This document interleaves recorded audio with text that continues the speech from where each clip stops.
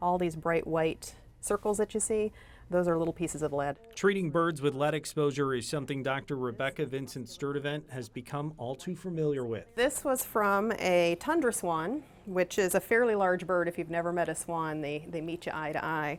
And so that was the amount of lead that actually killed this bird. The veterinarian says lead from ammunition and fishing sinkers are a constant problem for wild birds. Other times of the year we'll see loons, turkey vultures, mourning doves, any of the ducks and geese can have it. So the ones that we're seeing this time of year almost exclusively are getting their lead exposure from scavenging parts that hunters have left behind. The lead stays in the bird's system. If vets discover it in time, they can remove it and treat the birds to lower the lead level, but that costs thousands of dollars. We're seeing eagles that are older with massively high lead levels.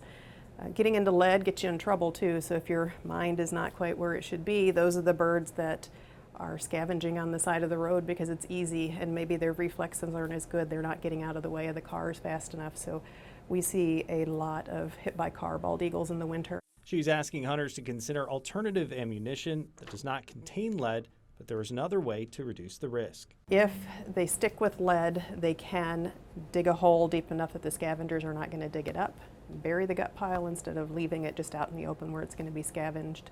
Hunting and fishing stores like Allen Bob's say lead is very common. Almost every single bullet you see out there today, with a few exceptions, is going to be lead core with some type of wrap on the other side.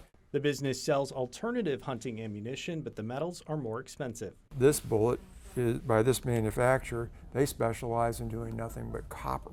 The weight and performance of the alternatives are debated among hunters. Fishing sinkers made of lead are also a concern for wild birds, but there are also alternatives, but they too are more expensive.